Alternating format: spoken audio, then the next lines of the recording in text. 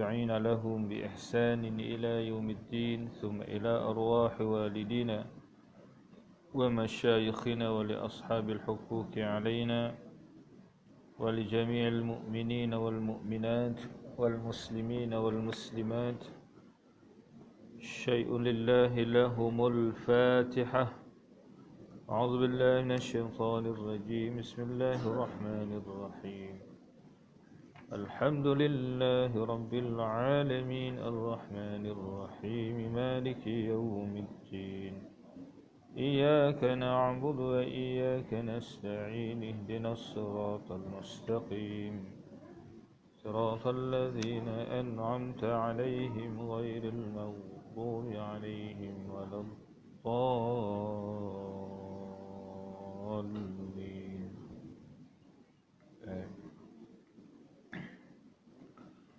السلام عليكم ورحمة الله وبركاته. الحمد لله رب العالمين وبه نستعين على أمور الدنيا والدين وبه نستغفره. والسلام على أشرف الأنبياء والمرسلين سيدنا وحبيبنا وشفيعنا ومولانا محمد وعلى آله وأصحابه وأتباعه إلى يوم الدين. اللهم افتح علينا حكمتك وانشر علينا من خزائن رحمتك يا أرحم الراحمين. ثم أما بعد. Hadirin muslimin dan muslimat, tuan-tuan, puan-puan yang dirahmati Allah dan dikasihi sekalian, alhamdulillah wa syukurulillah.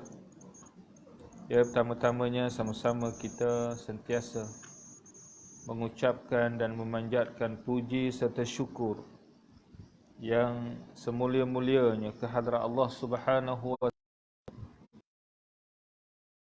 Nikmat-nikmat yang dilimpahkan ya kepada kita semua dengan berbagai bentuk nikmat kurniaan. Kerana hakikatnya segala apa yang kita miliki, segala apa yang kita kecapi dalam kehidupan dunia ini adalah merupakan anugerah, kurniaan yang dilimpahkan Allah kepada semua makhluknya. Alhamdulillah, pada malam ni kita dapat bersama lagi untuk kita menyambung perbincangan ya di dalam kitab kita La Ilaha Illallah, Manhaj Hidup Muslim. Baik, kita masih bincang di dalam bab yang ke-12. Dalam bab ke-12 itulah tajuk buku ini sendiri, iaitu La Ilaha Illallah, Manhaj Hidup Muslim. Kita sambung dalam muka surat 148 ya. Baik.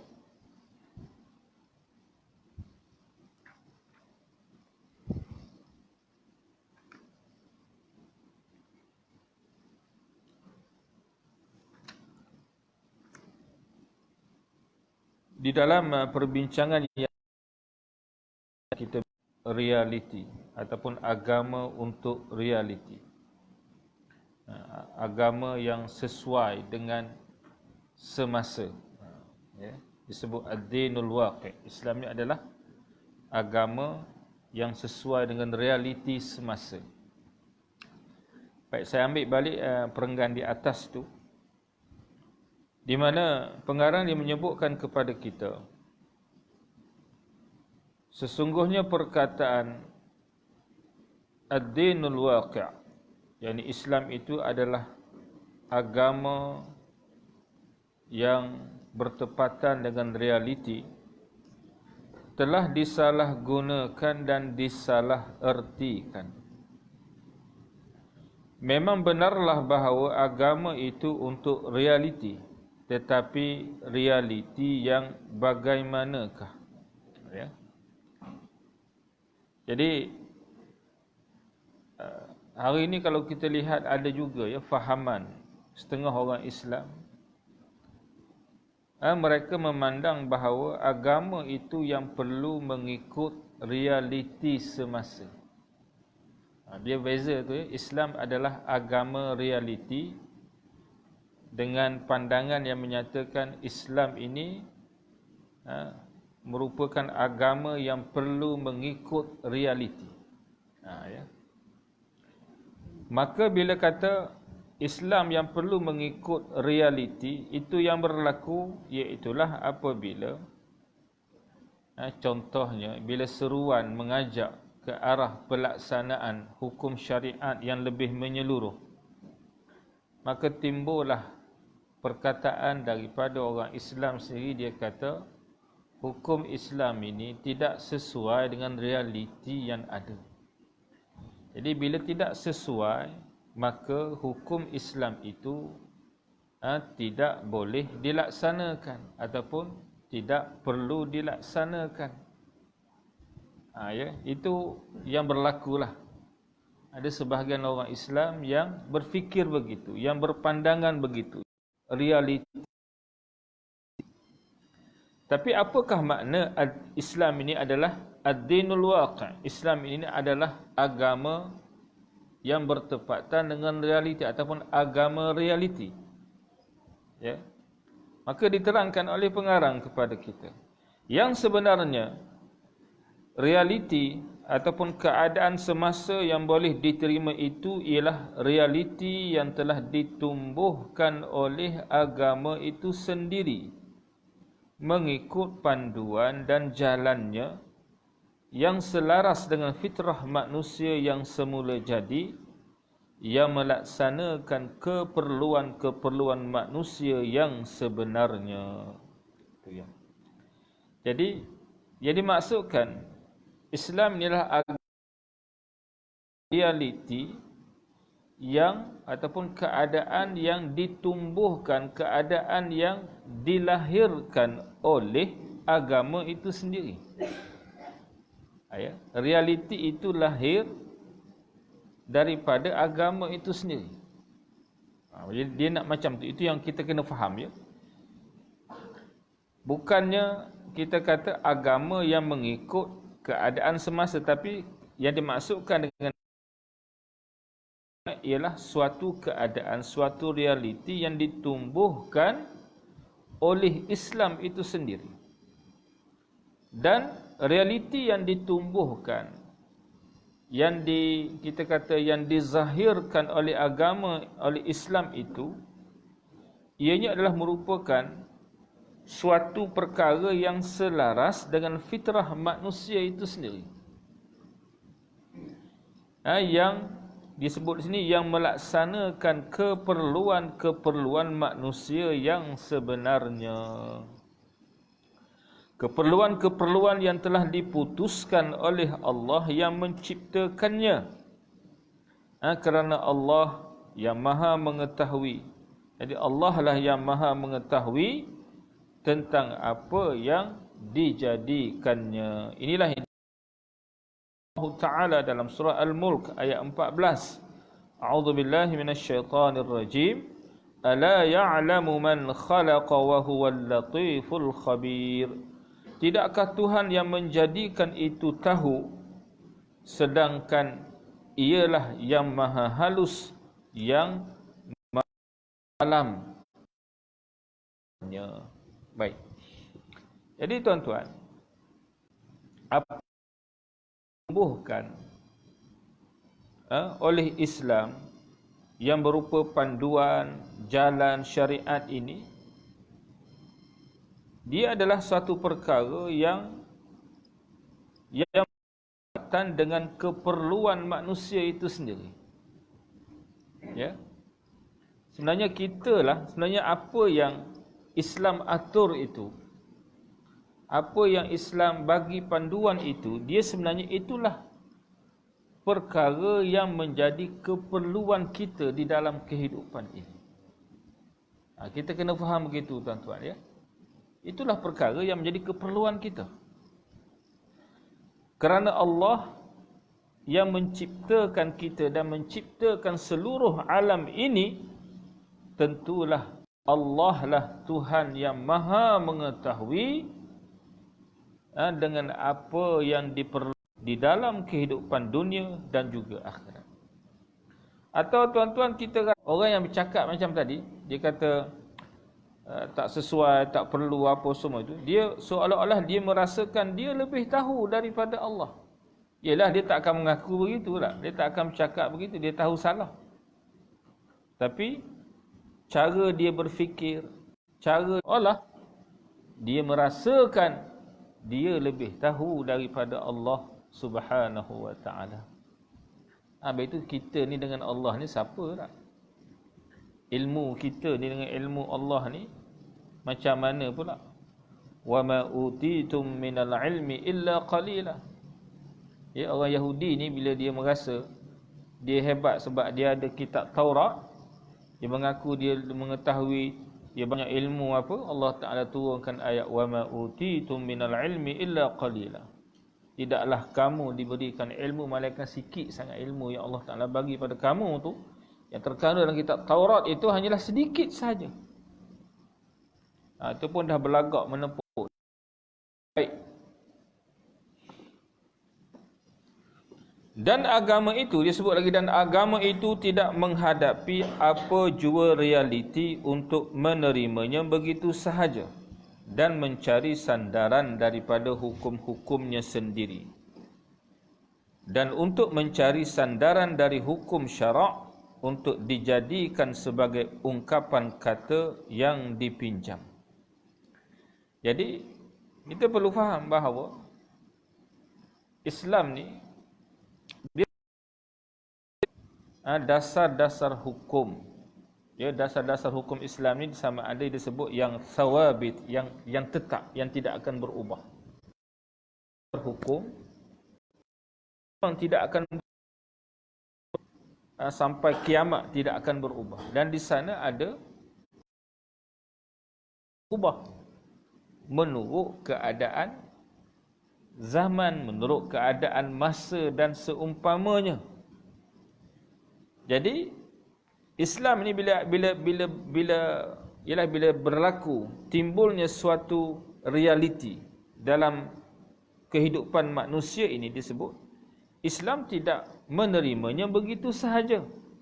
Maknanya dia akan dinilai adakah realiti yang berlaku bertepatan dengan Islam ataupun ianya adalah bertentangan dengan Islam. Kalau bertepatan dengan Islam, teruskan, silakan, tak jadi masalah. Tapi kalau bercanggah dengan Islam, dengan hukum syariat Islam, dengan panduan yang datang daripada Allah, macam mana tuan-tuan? Kita nak buat macam mana? Kita nak menerima realiti yang ada, ataupun kita ini sebenarnya dituntut untuk menerima hukum ketetapan yang datang daripada Allah Subhanahu wa ta'ala. Ya, maka disitulah pada waktu itu, bagi orang yang memahami apa yang disebut sebagai Islam ini sebagai ad-dinul waqi', maka dia akan dapat menanggapi apa jua realiti, apa jua keadaan semasa yang berlaku itu, sama ada dia akan terima ataupun dia akan menolaknya. Ya, tetapi agama itu, kata pengarang, menghadapi realiti untuk membuat pertimbangan sesuai dengan neracanya. Islam ni dah dia ada neraca sendiri dah. Ada timbangan dia sendiri dah. Ya. Jadi bila sebut bab timbang-timbang ni tuan-tuan, ialah kalau kita pergi kedai emas tu tuan-tuan, dia tak guna timbang kilo tu tuan. Kedai dia, poin-poin pun dia kira tu. Lalu timbang dia tu bukan besar sangat lah. Ya, kalau dia guna timbang kilo macam kita pergi beli kedai runcit tu tuan-tuan, saya pun tak gambar lah nak emas kilo, tak adalah beli emas kilo tuan-tuan tak. Maknanya ada neraca dia. Sudah ada timbangannya, panduannya. Ya. Kita menghadap pertimbangan sesuai dengan neracanya. Ia menerima apa yang diterimanya. Ya, jadi apa realiti yang itu kalau bertepatan dengan neraca Islam, maka Islam terima dia, tak jadi masalah. Mangsuh yang dimangsuhkannya. Mangsuh ni maknanya dia akan membatalkan, akan menolak perkara yang sebenarnya ditolak oleh neraca itu sendiri. Ya, baik. Dan ia akan mengadakan suatu realiti yang lain kalau didapatinya realiti yang sedang wujud itu tidak sesuai. Dan Islam ini, dia tabiat Islam ni tuan-tuan. Sebab itulah disebut antara tabiat Islami adalah inqilabiyah, disebut inqilabiyah. Dia pun nak sebut ya. Inqilabiyah ni orang kuasa pun inqilabiyah juga ya.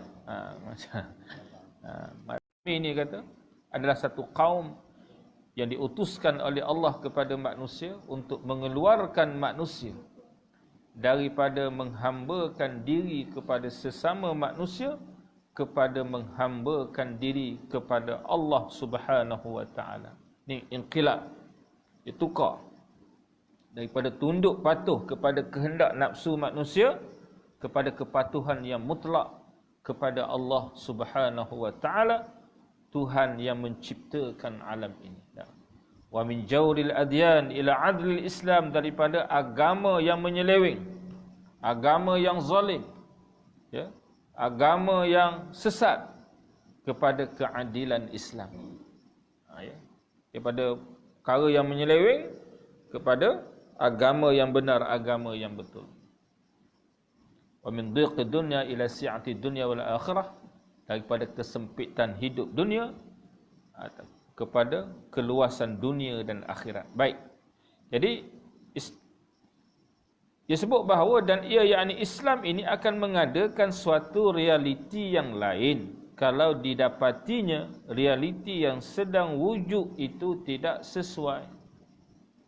Bila Islam datang ke Makkah, ya, jadi Islam datang ke Makkah itu antara kita kata misinya adalah mengubah kehidupan masyarakat itu daripada hidup dalam keadaan jahiliyah kepada kehidupan Islam.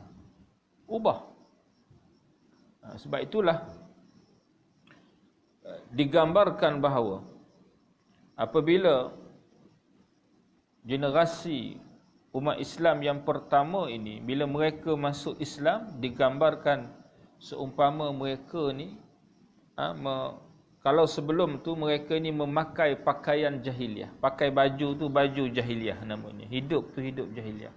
Bila mereka terima Islam, mereka buka baju tu, buang baju tu, pecah buang, dan mereka memakai pakaian Islam yang syumul sebagaimana yang datang daripada Allah Subhanahu wa taala. Hari ini orang Islam ni tuan-tuan, dia pakai baju banyak lapis. Macam-macam baju dia pakai lah. Baju Islam dia pakai. Ada baju nasionalis pun dia pakai. Baju apa lagi? Macam-macam baju lah. Sekular pun dia pakai tak? Baju komunis dia pakai, sosialis. Pakai semua. Ya, ni orang Islam sekarang. Jadi dulu umat Islam, generasi yang disebut jailun Quraniyun farid, generasi Al-Quran yang unggul, generasi sahabat. Ya. Itu gambarannya bila mereka menerima Islam, mereka pecat semua pakaian jahiliah dan mereka memakai pakaian Islam secara menyeluruh. Dan Nabi didik mereka ini supaya menerima Islam itu secara kafah, secara menyeluruh. Inilah didikan yang diberikan oleh Nabi kepada mereka. Sehingga akhirnya Islam datang, dia telah mewujudkan suatu realiti, suatu keadaan semasa yang bertepatan dengan kehendak agama itu sendiri. Jadi kita macam itulah juga tuan-tuan, ya.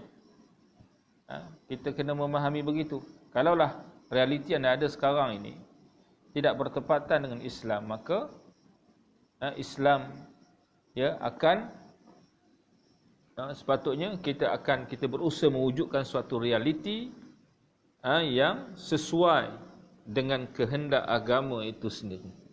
Realiti yang dibikin oleh agama itulah realiti yang sebenarnya.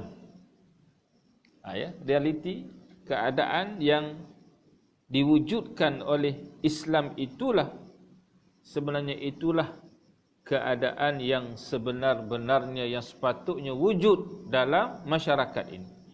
Inilah pengertian yang sebenarnya bahawa Islam itu agama untuk realiti. Atau itulah yang sepatutnya dimengertikan benar-benar. Itu dia ya. Baik. Mungkin di sini timbul satu soalan pula. Bukankah muslihat ataupun maslahah dan kepentingan umat manusia itu yang mesti membentuk realiti untuk mereka? Ya. Ini tuan-tuan, dan soalan ni sebenarnya kalau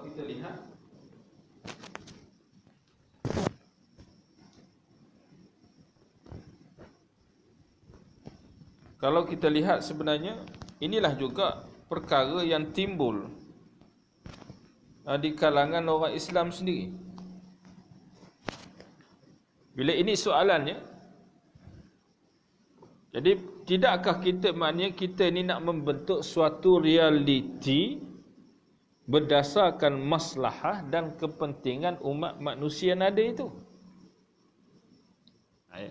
Contohnya maknanya kita lihat apakah maslahah dan kepentingan manusia yang ada pada zaman kita sekarang ni, maka berdasarkan masalah dan kepentingan itulah maka kita mewujudkan suatu keadaan, kita mewujudkan satu suasana yang kononnya berdasarkan maslahah dan kepentingan umat manusia yang ada. Dalam hal ini perlu kita kembali kepada pokok pangkal persoalan. Jadi kalau orang yang bercakap begini, yang berpandangan begini, ya, maka dia kata pengarang dia menjawab persoalan ini dengan mengajak kita ini kembali kepada pokok pangkal persoalan. Dan perlu kita kembali kepada pertanyaan yang dibuat dan dijawab sendiri oleh Islam. Ya.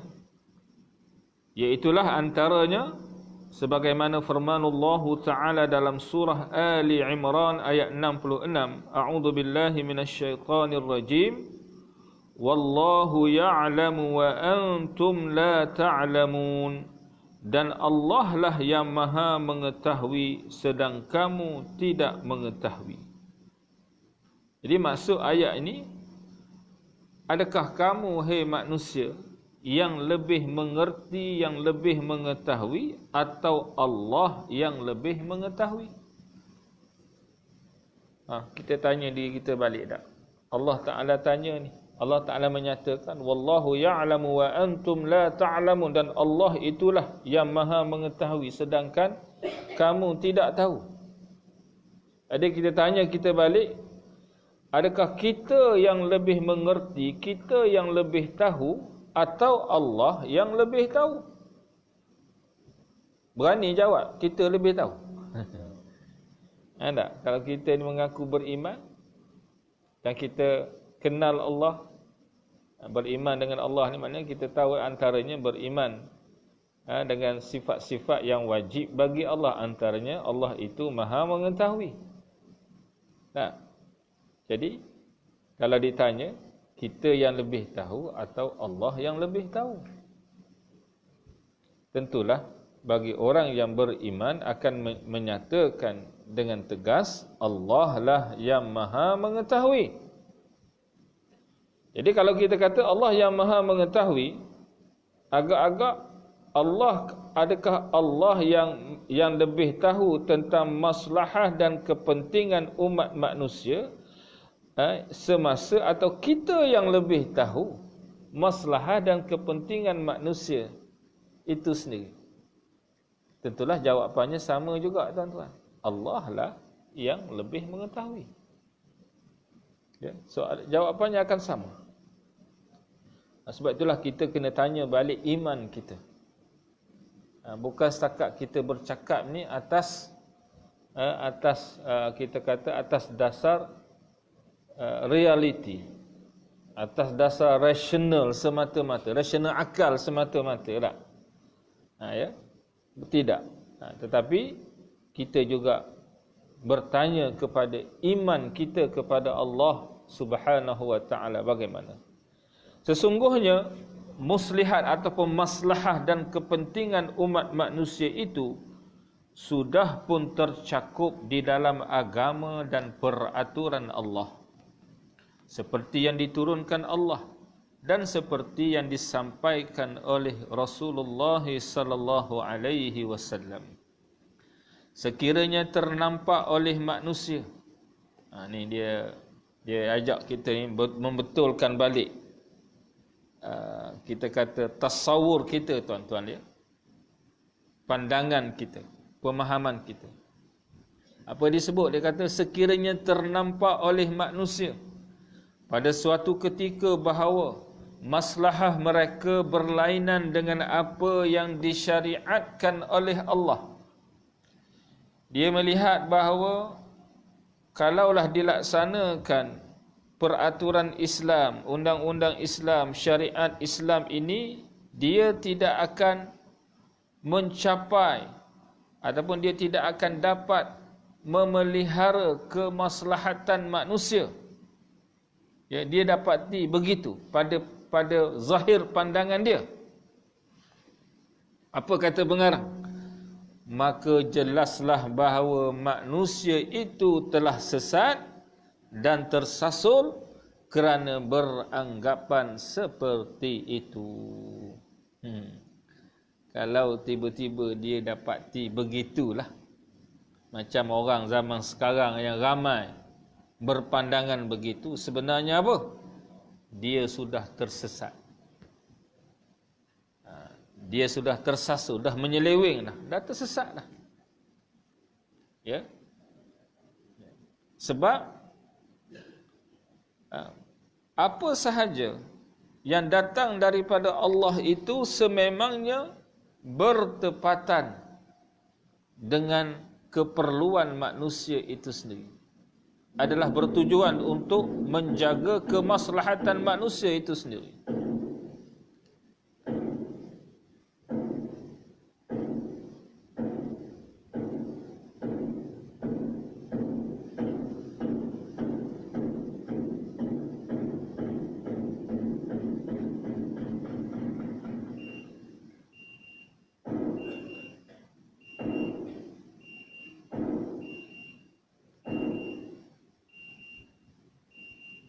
Baik.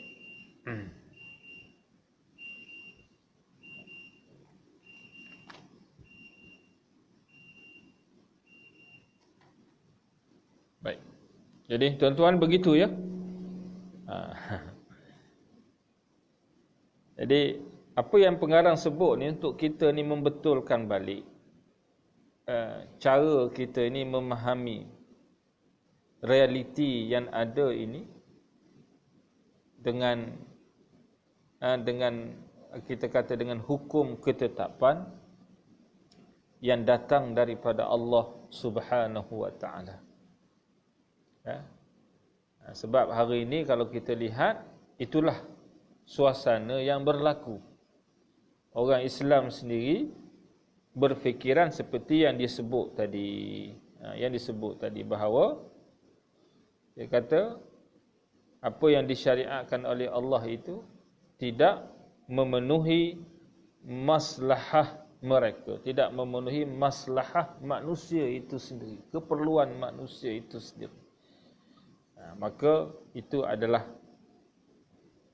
suatu pandangan yang sebenarnya telah tersesat, telah menyeleweng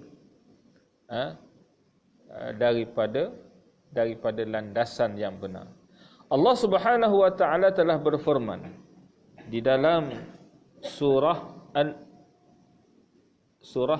An-Najun. Surah An-Najun.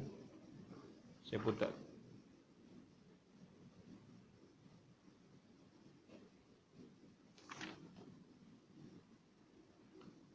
buka An-Najun ni.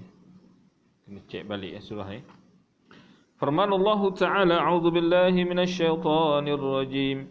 In yattabi'una illa adh-dhanna wa ma tahwa al-anfus wa laqad ja'ahum min rabbihimul huda am lil insani ma tamanna falillahil akhiratu wal ula. Yang bermaksud, mereka hanya menurut sangkaan dan mengikut apa yang diinginkan oleh hawa nafsu mereka. Ya, apa yang mereka fikirkan itu, pandangan mereka itu sebenarnya menurut sangkaan dan mengikut apa yang diinginkan oleh hawa nafsu mereka. Padahal sesungguhnya telah datang kepada mereka petunjuk dari Tuhan mereka. Atau apakah manusia itu akan mendapat apa-apa yang ia mahu, maka kepunyaan Allah lah akhirat dan dunia. Jadi telah datang petunjuk daripada Allah Subhanahu wa taala kepada kita. Tiba-tiba kita ini mengambil sesuatu yang lain daripada petunjuk Allah Subhanahu wa taala, dan kita berpendapat bahawa apa yang kita ambil itulah yang lebih sesuai, yang lebih menjaga kemaslahatan, yang lebih memenuhi keperluan manusia itu sendiri. Kata Allah, mereka hanya menurut sangkaan dan mengikut apa yang diinginkan oleh hawa nafsu mereka.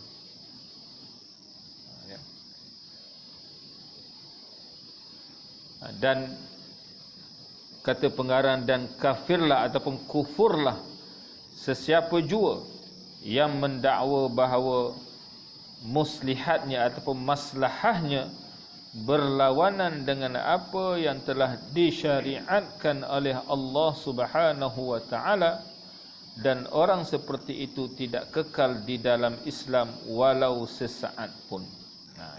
Jadi kalau orang yang mendakwa apa yang disyariatkan oleh Allah Subhanahu wa taala itu berlawanan dengan maslahahnya ataupun dengan maslahah manusia itu, kata pengarang, orang macam ni telah kufur, telah terkeluar daripada Islam. Sebab tuan-tuan, itu yang kita sebut tadi, orang macam ni dia seolah-olah berpandangan dia lebih tahu daripada Allah dan Rasulnya. Memanglah bila tanya dia tak akan kata begitu, tapi hakikatnya begitulah. Hakikatnya begitu. Ya. Yalah, tapi orang zaman sekarang tuan-tuan, dia bagi macam-macam alasan lah. Itu dan ini.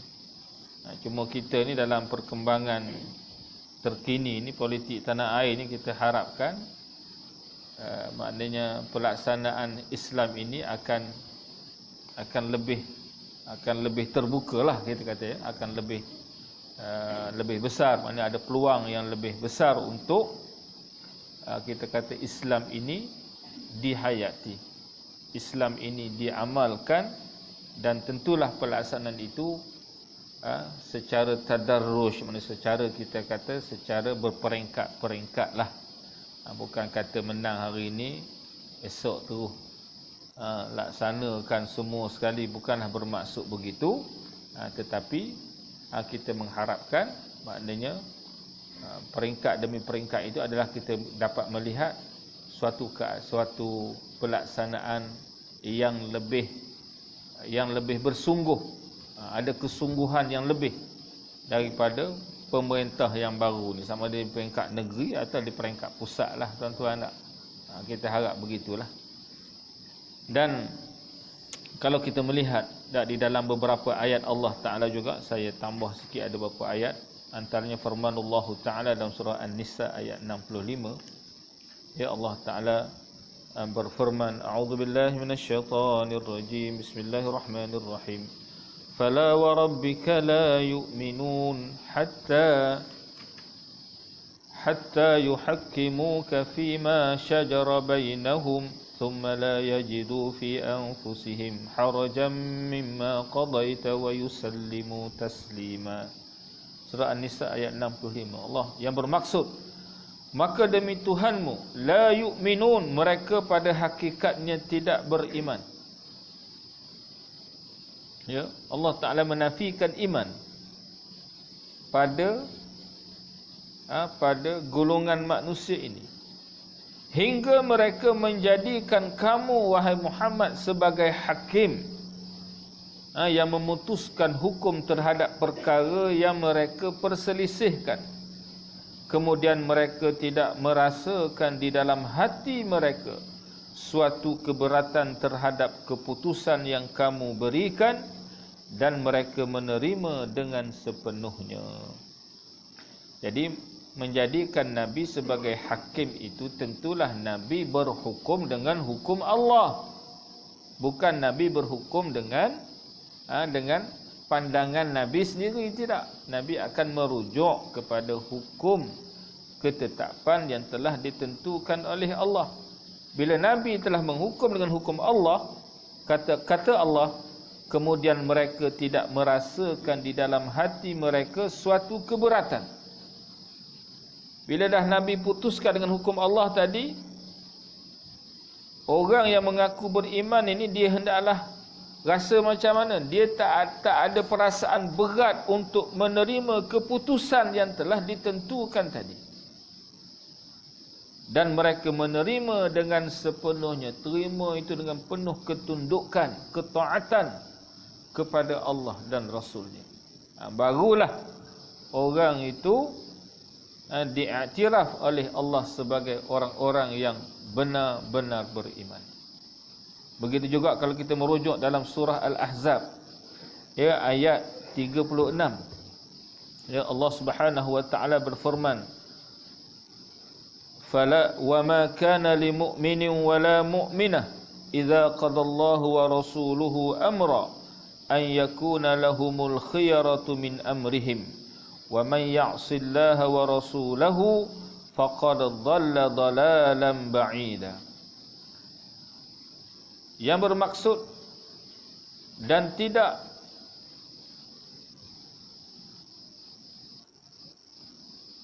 tidak sepatutnya bagi orang beriman lelaki dan bagi orang beriman perempuan. Sekejap saya ambil terjemah yang lebih tepat ni.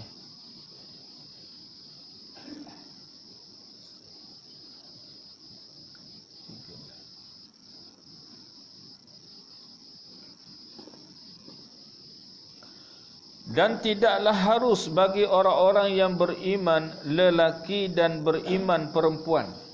Tidak harus ni, terjemahan yang lembut, maknanya haram. Tidak harus maknanya tak boleh. Tak boleh, haram bagi seorang lelaki yang beriman dan perempuan yang beriman apabila Allah dan Rasulnya menetapkan keputusan mengenai sesuatu perkara.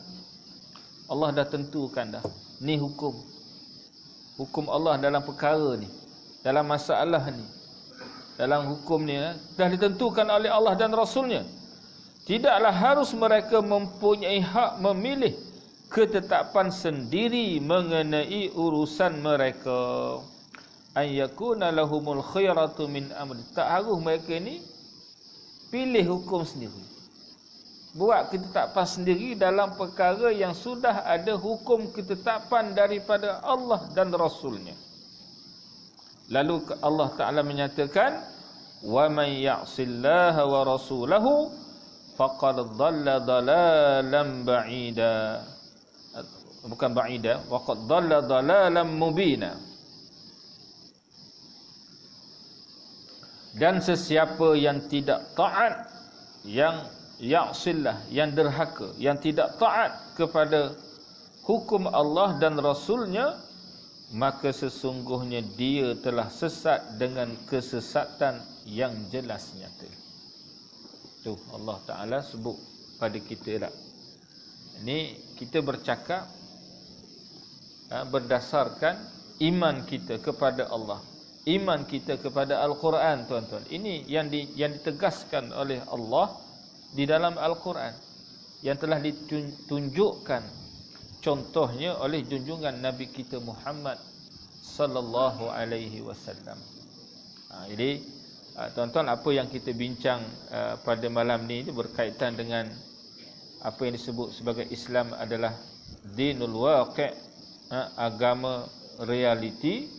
Maka kita perlu fahami sebaik-baiknya bahawa realiti yang dilahirkan oleh Islam itulah merupakan, ataupun keadaan itulah, suasana itulah yang sebenarnya yang memenuhi keperluan dan kemaslahatan kehidupan manusia itu sendiri. Kerana realiti yang dilahirkan oleh Islam itulah merupakan realiti yang, ataupun suasana yang dibentuk, hakikatnya dibentuk oleh Allah Subhanahu wa Ta'ala, Tuhan yang Maha Mengetahui, Tuhan yang menciptakan kita manusia. Maka Allah lah yang Maha tahu apakah yang benar-benar yang diperlukan oleh kita dan benar-benar menjaga kepentingan dan kemaslahatan hidup kita di dunia dan juga di akhirat. Wallahu alam. Jadi kita setakat tu dulu malam ni. Nanti kita akan masuk dalam bab yang ke-13 daripada buku ni, iaitu dalam tajuk rupa bangsa Muslim dan akidahnya. Rupa bangsa Muslim dan akidahnya. Buku kita ni ada 15 semuanya tajuk. Maknanya ada 3 tajuk lagi lah. Ada 3 tajuk lagi, akan tamatlah buku kita ni. Baik. Wallahu a'lam bissawab. Setakat tu dulu. Ada soalan ke?